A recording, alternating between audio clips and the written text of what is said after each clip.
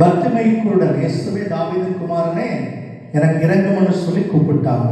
இதுக்கு என்ன அர்த்தம்? இயேசுவை நன்றாக அறிந்திருந்தார்கள் என்ற அர்த்தம். அல்லேலூயா. அவர் வேறு இனத்தை சார்ந்தவர்களாக இருந்தாலும் இயேசு கிறிஸ்துவை ரொம்ப அழகாக அறிந்திருந்தார்கள். ஏனென்றால் இந்த பிசாசின் பிடியிலிருந்து விடுதலை கொடுக்கக்கூடிய ஒரே தெய்வம் இயேசு மாத்திரமே. அல்லேலூயா. இந்த அலைக்கழிப்பை மாற்றுகிற ஒரே தெய்வம் இயேசு மாத்திரமே. இவர்தான் உண்மையான தெய்வம். தாவீதின் குமாரன் சொல்ல காரணம் தீர்க்கதரிசன புஸ்தகத்தில் எழுதப்பட்ட மேசியா இவர்தான் என்பதை கண்டுபிடிச்சுட்டாங்க. அல்லேலூயா. அதனாலதான் கண்டுபிடிச்சு சரியான இடத்துல இந்த ஸ்திரீ கடந்து வருகிறாங்க. அப்ப அவர் இயேசுவை நன்றாய் அறிந்து வைத்திருந்தாங்க. என் பிள்ளைக்கு ஒரு விடுதலை இயேசுவால மட்டும்தான் கிடைக்கும். அல்லேலூயா. என்ன துரத்தினாலும் விரட்டினாலும் பரவாயில்லை, அந்த ஆசீர்வாதத்தை பெறாம போக மாட்டேன்னு சொல்லி இயேசு போகிற இடத்துல எல்லாம் பின்னாடியே போய்கொண்டிருந்த அருமையான ஒரு ஸ்திரீ, அவருடைய நம்பிக்கை இயேசுவால் முடியும் என்பது. அல்லேலூயா. நம்முடைய நம்பிக்கை அப்படித்தான் இருக்கணும். இயேசுவால் எல்லாம் முடியும். முடியுமா முடியாதா? முடியும். அல்லேலூயா. 2 நம்ம மத்தேயு 15:23 வாசித்து பார்த்தீங்கன்னா ஒரு அருமையான குணாதிசயம் என்னன்னு பாருங்க. இயேசு எந்த பதிலும் கொடுக்கல. இயேசு எந்த பதிலும் கொடுக்கல, மாறாக ஒரு விளக்கத்தை சொன்னாரு. சரிதானே? நான் காணாமல் போன இஸ்ரவேல் வீட்டுக்கு தேடித்தான் வந்தேன்னு சொன்னார். அப்ப அர்த்தம் என்ன? உன்னை தேடினா வரல, நான் இஸ்ரவேலை தேடி வந்தேன்னு சொன்னார். ஆனாலும் அந்த ஸ்திரீயுடைய நம்பிக்கை பாருங்க, அவர் போகிற வழிகளெல்லாம் பின்னோக்கி கடந்து போய்கொண்டே இருந்தாங்க. அல்லேலூயா. அப்ப அர்த்தம் என்ன? ஆண்டவரே, நீ இஸ்ரவேலுக்கு தெய்வமாய் வந்திருந்தாலும் எனக்கு நீங்கள் அப்பா தெய்வம், உங்க அடிச்சுவடுகளை பின்பற்றி வருவேன்னு சொல்லி பின்னாடி கடந்து போனாங்க, நன்மைகளை பெற்றுக்கொண்டாங்க. அல்லேலூயா. அதனால அந்த இயேசப்பா அகில உலக தெய்வம் அழைக்கப்படுகிறார். ஆமென். ஒரு குறிப்பிட்ட இனத்துக்கான தெய்வம் அல்ல, குறிப்பிட்ட ஜனத்துக்கான தெய்வம் அல்ல, எல்லா உலக மக்களுக்கும் ஒரே தெய்வம் இயேசு மாத்திரமே. அப்போ நம்மளா இருந்த என்ன செய்திருப்போம்? சரி, அவர் ஒன்னும் பேசாம போயிட்டாரு, இனி நம்ம அவரை தொந்தரவு பண்ண வேண்டாம்னு யோசிக்கல.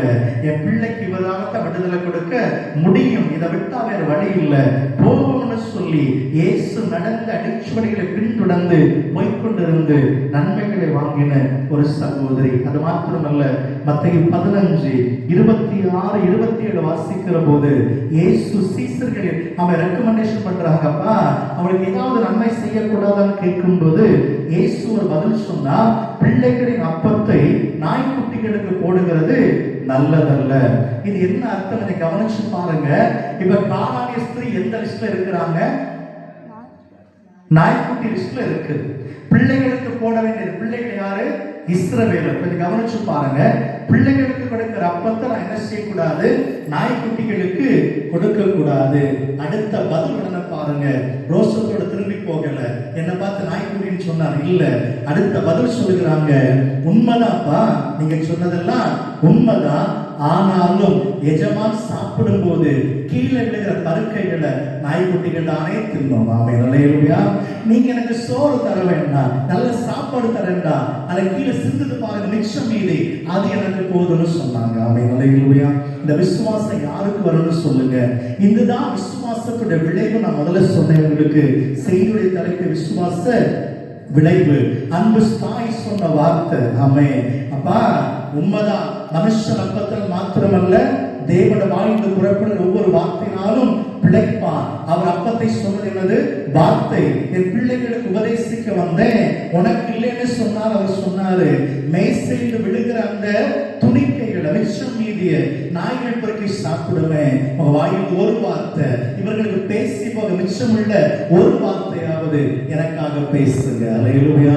அந்த ஒரு வார்த்தை போதும் என் பிள்ளை சுகம் கிடைப்பதற்கு சொல்லி அம்மா பேசின உடனே இயேசுவால மறக்கவே முடியல. அல்லேலூயா.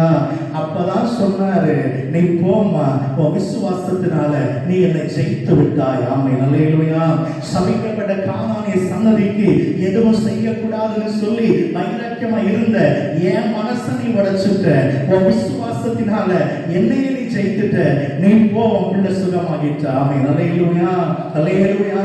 ஒரு மனிதனுடைய வாழ்க்கை இருக்கக்கூடிய விசுவாசம் பலத்த காரியத்தை செய்யும் என்பதற்கு இது ஒரு உதாரணம். அல்லேலூயா. இயேசுவை பின்தொடருங்க, அவரை நோக்கி கூப்பிடுங்க, அவர் பேசாட்டி விடாதீங்க, நீங்க பேசுங்க, அவருடைய காதுகளில கேட்கும்.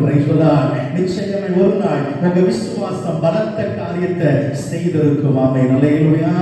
ஆமென். இந்த சகோதரி செய்த விஷயம் இதுவரைக்கும் சாபமான சந்ததியா எழுதப்பட்ட இந்த சந்ததியுடைய சாபம் இன்றைக்கு உடைக்கப்பட்டுச்சு. ஆமென். அல்லேலூயா.